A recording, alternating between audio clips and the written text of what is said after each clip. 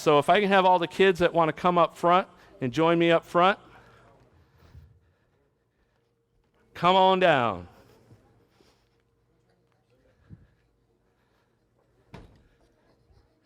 Don't hyperventilate yourself. I like that energy, though. Look at that. She's excited. All right. How are you guys? Who's ready to go back to school? Wow. Yeah, you guys are excited, huh? Cool. Okay, so I need an excited, ready volunteer that wants to come up here. Let's see. She had her hand up first. Good morning. Can you tell the church what your name is? Say it nice and loud. Mina. Hey, Mina. Mina, let's see. Do you have any brothers and sisters, Mina? Tell us how many brothers and sisters you have. One brother? Three sisters? Wow, okay. Do you always get along with your brothers and sisters? Okay, hey, she's honest. So, hey, thank you, Mina. You can go ahead and sit down. Come on up. We'll take one more. Tell us about first of all, tell us your name. My name is Joanne. Joanne. Say hi to everybody, Joanne. I know it's... Put you on the spot. Joanne, do you have any brothers and sisters? Yes, I do.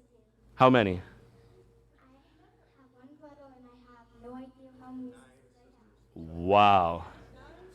Wow. 9 sisters. Wow. You got an army, not a family. Go ahead and sit down. Thank you, Joanne. Go ahead and have a seat. All right. All right, one more. Come on. One more, and that's got to be it. Come on up.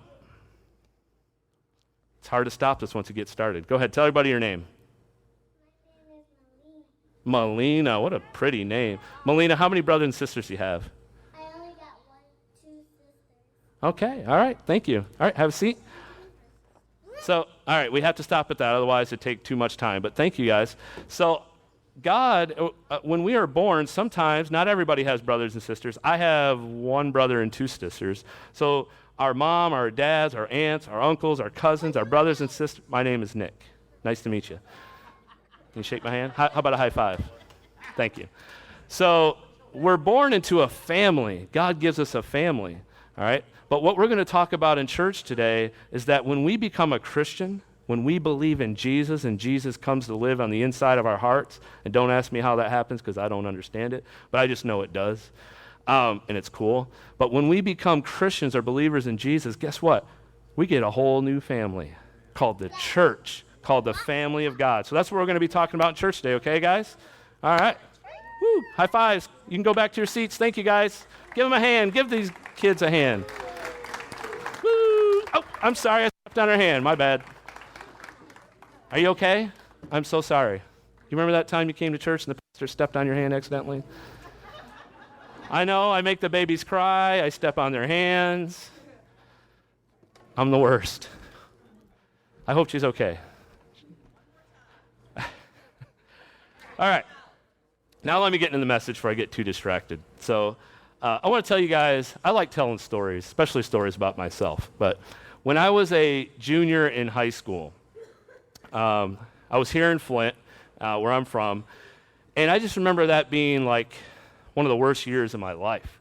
I was junior in high school, and I started skipping school a lot. I was really depressed. Like, life had no purpose or meaning. I was struggling to find any kind of purpose or meaning to life itself. And so I thought maybe a change of scenery would help me out with that. So I said, well, let me go live with my dad in Montana. So I did. I called Dad, and I said, yeah, come on out. So I get on the old Greyhound bus, and let me tell you, that's a long trip from Flint to the western part of Montana. Woo, too long. Traumatizing almost. But anyway, so I get on the bus, and I move, and I go stay with my dad in Montana. And guess what? The change of scenery didn't do nothing for me. I mean, it was beautiful out there. We lived on a pretty lake. I'm talking crystal clear water, but I was still miserable, still lost. I did go back to school, but I still struggled to find any kind of purpose. Now, my dad and I, we weren't that close, but we did kind of develop a little bit of a tradition while staying there. We would watch TV. Now, I was used to cable television. So I go live with Dad. Dad's got like 3 channels, okay? It's like going back to the Stone Age, man. Dad's only got like 3 channels to watch, so you're pretty limited in what you're going to watch.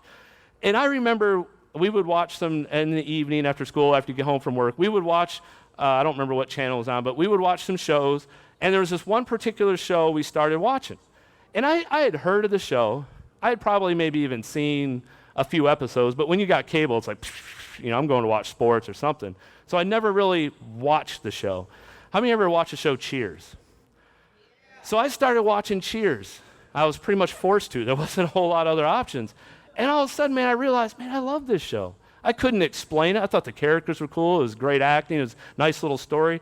And I really couldn't figure out what was it about this show that kind of drew me to it. And now looking back in my older years, I realized what it was. It's that my life at that time, man, I was isolated. I was alone. I was depressed. I didn't feel like I had any friends or family, or I didn't feel like I had any group of people around me that I had camaraderie with or like a sense of brotherhood or belonging with. And I'm watching this show about these people in a bar in Boston, and they love each other. And they're like total strangers, but they've come together in a bar, of all places, and they found each other, and they found this sense of belonging. They found this place where they were accepted. They found this place where everybody knew their name. How many remember the theme song, right? Sometimes you want, oh yeah, we're going there. Where you want to go, where everybody knows your name. Dun, dun, dun, dun. Start singing if you know it. And they're glad you came. You want to be where you can see. Your troubles are all the same. Sometimes you want to go where everybody knows your name. Dun, dun, dun, dun, dun. Thank you. Yeah, some of you know. Thank you very much. I'll be here all week. Only cash. Please throw your money. But and I just love this show. Like Norm would walk in, and everybody would be like, Norm! Everybody knew his name. And I'm thinking, wow, that is so cool. And I didn't really make that connection back then, but I can look back and see now, that's what I wanted so desperately in my own life. I wanted this sense of belonging. I wanted to be able to go somewhere where people knew my name and I knew them, and there was a camaraderie and there was a friendship and there was a sense of acceptance and belonging. Because you know what? Every single one of us as human beings, we're born with that need in our lives. None of us was created to be an island unto ourselves. We were created to live amongst a group of people. There's a deep need within all of us to be accepted, to have belonging, to have friendship and warmth and affection, and what we're talking about today, brotherly affection, brotherly love, this group of people in our lives that know us, we know them, we have a common bond, we share life together, we just have this warm affection for one another. Now, we should all get that from our biological families, but I don't have to tell you guys, it doesn't always work out that way, does it? Right? We don't always get that from our biological family. So people will go and they will find this brotherly affection. They will find this camaraderie in other places. Sometimes you find it in a group of friends. You're just a group of friends. Maybe you went to school together, something. You grew up together. And so you have this close relationship. And sometimes we find it in coworkers. If any of you are here that have worked a long time in one place, you know what I'm talking about, right? In Virginia, I worked in a factory for 16 years, the same place, and I worked with the majority of the people that same amount of time. So guess what? When you work with a group of people 40 plus hours a week, you kind of get to know them, don't you? They kind of become like your second family. So you develop this camaraderie, you develop this friendship, you have a bond with them. Sometimes people find it in the military. Anybody in here was in the military? Okay, we got a few, right? Didn't you find that in your unit? Platoon, whatever they call it. I'm not a military guy, but when you're together and you're in those barracks, when you go through boot camp together, if you go to combat together, you develop a brotherhood and a relationship with your fellow soldiers. Some people find it in a sports team. Those of you that are excited about football, it's coming, man, it's in the air, I can smell it, woo! But whenever they interview a famous athlete and they ask them what they miss the most about playing, almost unanimously the answer is they miss their teammates. They miss the camaraderie, the brotherhood. They miss that being with their teammates in the locker room, being with their teammates out on the field, being with their teammates at team. They miss their teammates because it became like their family to them.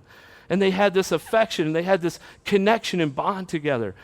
But no matter where we find it, all of us need it. And what I want to say today is, this bond of brotherly affection, this brotherhood, this sense of belonging in family, it's exactly what we should find in the church when we become Christians. We should find it here in the house of God, because whether you know it or not, when we get saved, when we become Christians and followers of Jesus, like us telling the kids, when Jesus comes to live in our heart, however you want to say it, when we become Christians, we become part of the family of God. We have joined a brand new family. Listen to this verse. John puts it this way in John 1, verses 12 and 13. He said, "But to all who received him," talking about Jesus, "and accepted him, he gave the right to become children of God. They are reborn, not with a physical birth resulting from human passion or plan, but a birth that comes from God." So in other words, when we get saved, born again, reborn, whatever, converted, when we become Christians, all of a sudden we have become children of God. You have to understand that all, however billion people are on this planet, are not the children of God. It is people who have been born again. Now, all of us have physical birth, obviously, or we wouldn't be here. So we all have a physical or biological birth that we got from our biological parents, father and mother. But when we believe in Jesus Christ and receive him and accept him, we get a spiritual birth. We get God's life created on the inside of us. And we, at that point, then, God has become our spiritual, our heavenly Father. So as Christians, God becomes our Father, and all the fellow believers become what? Brothers and sisters. We are part of the family and the household of God when we become Christians. So we should share this bond. And that is really the heart and the main point of what I want to say today, is that all Christians should share a bond of brotherly affection. There should be something that unites us beyond some of our petty differences that is a strong connection and bond. This brotherly affection is what Peter's calling it. Now look, I want to tell another story about myself. Again, I love to tell stories about myself. But I remember when I finally became a Christian. Again, I wasn't in here. I was in Virginia, where it is hot. I'm telling you, it's still brutal there in Virginia. But so I get saved, and I don't remember the exact date. It was late October the first time I actually got on my knees and prayed. And I wasn't at church, and I was by myself in the place where I was living. But I do remember the first Sunday morning that I went to church, November 3rd, 1996. I go to Open Door Church in Suffolk, Virginia. And I go into this building. They probably had, I don't know, maybe 150 people at that service, somewhere in there. And I don't know anybody there. Because remember, I'm from Flint, so I don't have family there other than my brother who's in the military, and he wasn't a Christian, so he thought I was a nut when I first got saved. So I don't know, none of my family there. I don't have any friends. All the people I know are back in Flint or somewhere else. So I'm here, and I walk into this building of total strangers. I don't know anybody here. And the very first people I encounter are the greeters. And I remember the guy's name. His name was Don Gwaltney. He was the head greeter of the church at that time. And I walk in, and this guy's got this big smile on his face. I'm not used to happy people. I haven't been a happy person. I come from Flint, where they've pretty much, they make cars and miserable people. That's pretty much what they produce around here. And so I'm used to depression, and I'm used to, come on, you walk around the streets of Flint, go try this. Go wave to somebody you don't know and see how they respond. I would say about 10%. If you do it to 100 people, I bet maybe 5 of them would actually wave back. I do it all the time, you can ask me, but people, it's like we don't know how to be kind to each other around here. It's this environment we come from. So I'm not used to this. I don't know any of these people, and this total stranger is shaking my hand. Some of them were hugging me, and I'm telling you, that's not my nature. And they're smiling, they're telling me they're glad to see me. And can I just take a second? This is my rabbit moment. I want to brag on our greeters here at the bridge, led by Ken Cullen. Give him a hand. George and Karen Tanner, they help out with that. And then they got a great team of greeters. Steve Lang helps out with that. The Callaways, Robert and Jane Callaway helping out with that. There's a lot of others. Debbie Frank helps out. There's a lot that help that are part of that greeting team. And I'm telling you, do you realize how powerful? I don't think we realize how important it is to come in through those doors and have somebody with a smile on their face and a positive attitude shake your hand or give you a hug just to acknowledge your existence, to say hello. Because most people in this city, they don't get that. They're not used to anybody showing them that they're actually glad they're there. You know, it's like cheers. Woo! They know your name. Even if you've never been here before, I'm telling you, they will hug you. They will greet you. They will say hi to you. There's going to be some kind of positive interaction from our greeting team, and that is so important. And so that's what I encountered my first time going to church. And again, this doesn't come natural to me. But can I tell you what the weirdest part of all that was? Total strangers like hugging me and happy to see me. The weirdest thing about it is I didn't find it weird. It wasn't weird to me. It actually felt natural because I could not explain it at the time, but I had like an affection and a bond with these total strangers that I had never met before. And it's because we had something in common. We had encountered Jesus Christ. We were people who had their sins forgiven. We were people who God had invaded our lives and changed us from the inside out. So even though we didn't know each other, we had a common bond and something that connected us together, even though, again, from the natural, we were strangers. But there was something on the inside of us that bonded us and gave us this kind of affection. Now, look, it took me a while to get to know people. You know, even though I had that affection, it didn't, great relationships didn't form overnight. It took some time. But there was already that bond and that connection that was there. And again, it wasn't weird to me that total strangers would be glad to see me. And so I learned something that Jesus Christ said in the Bible, and I would later read this, and it really, when I read this, I could understand what Jesus was saying. In the book of Mark, chapter 3, 33 through 35, it says this. Jesus replied, "Who is my mother? And who are my brothers?" Then he looked at those around him and he said, "Look, these are my brothers and my mothers. These are my mothers and my brothers. Anyone who does God's will is my brother and my sister and my mother." And what I came to realize what Jesus was saying in that verse is, again, when we become believers, when we follow Jesus or do the will of God and come to know God, we become part of the family of God. And I'm telling you, it forms a bond that is stronger than any other bond on the face of this planet. The bond that two believers share, it transcends even blood relationships. I told you, that church in Virginia became my family, and I love my family. I got family members here, and I love them, but I became closer to them than people that I had blood relations with because we were fellow Christians. Now, again, I've got family members here now that are Christians, and we share that bond of Christianity, but not all my family are believers. And so I don't have that bond of faith with all of my blood relatives like many of you probably don't.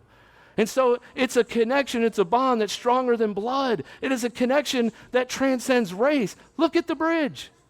Look at the people God has thrown together because of our faith in Jesus Christ. Are we all the same color? No. Are we all the same race, same background, same age, same gender? We come from a lot of different backgrounds just in this building alone. And this is just one church.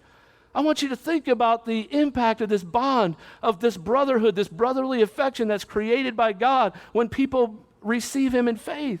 It is a bond that transcends any barrier. Think about this. Think about the major world religions, Christianity, Islam, Judaism, Buddhism, Hinduism. None of those religions have transcended and crossed more barriers than Christianity in this world.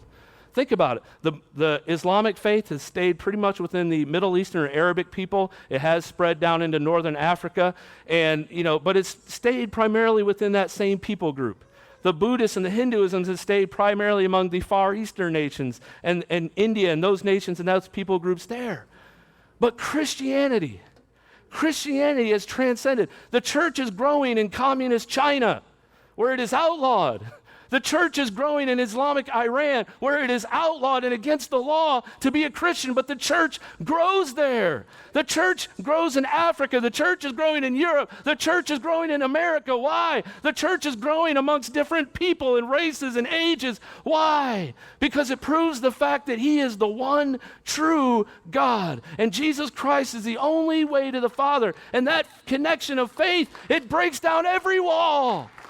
Amen. Give Him a hand. You want to know how Flint's going to move forward?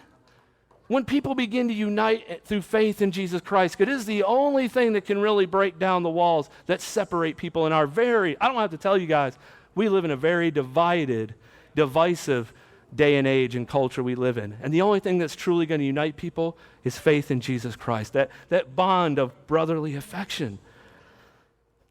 Now listen, I don't know that any verse can really hit home the importance of this thing we're talking about, this brotherly affection, this connection and bond that believers should share. Then 1 John 4, 20 through 21. John says this, and you got to hear me, you got to listen to this. And this is what I'm going to begin to close with. Notice I said begin to close. If someone says, I love God, but hates a fellow believer, that person is a liar.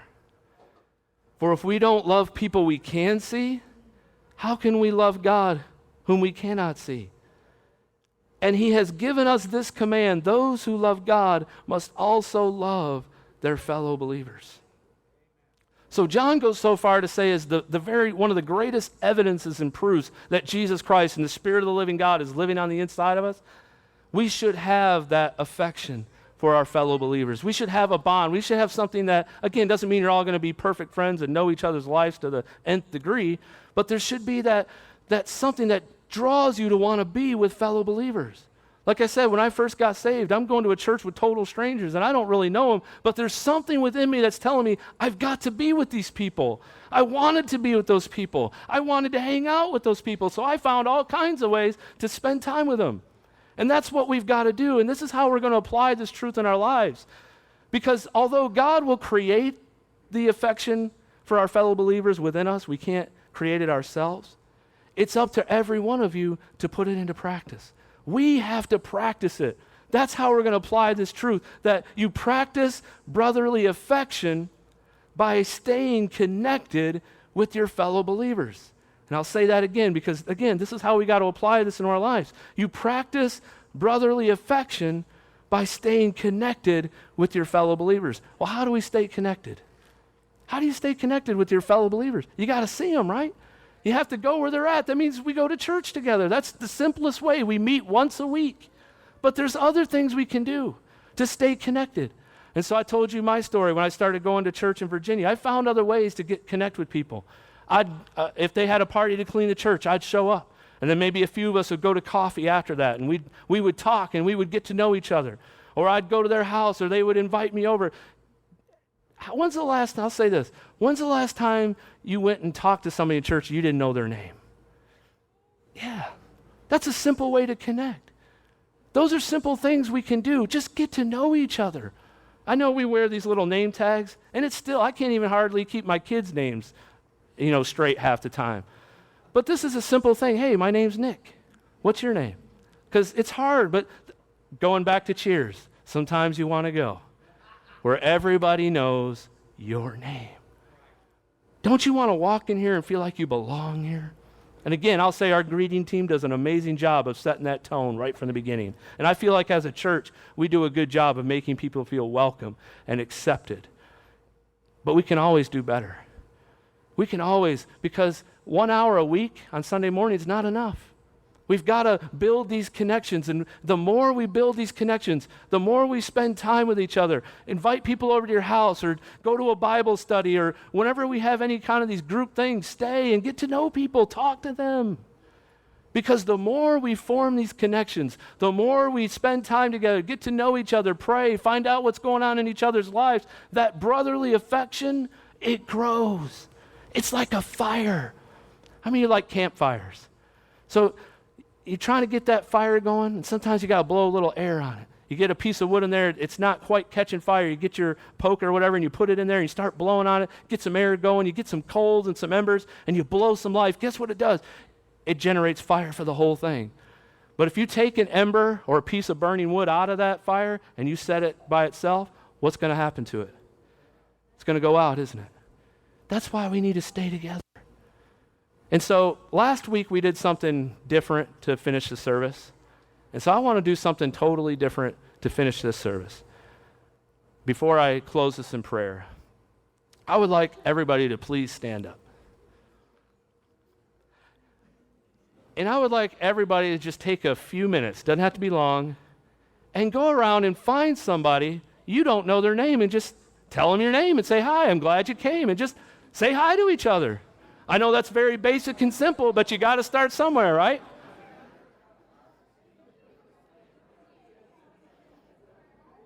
And hopefully I can get this genie back in the bottle.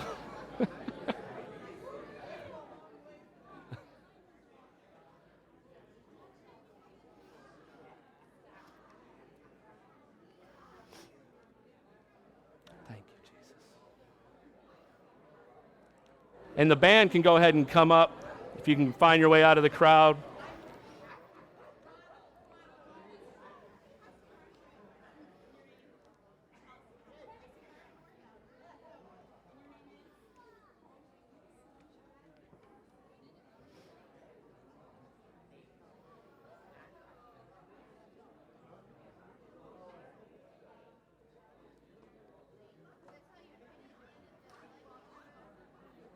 All right, if everybody can, hopefully you've met somebody new, you've learned a new name, you've shook a hand you've never shaken before. So if everybody can start finding their way back to the seat, I'm going to close this in prayer and then turn it back over to the band.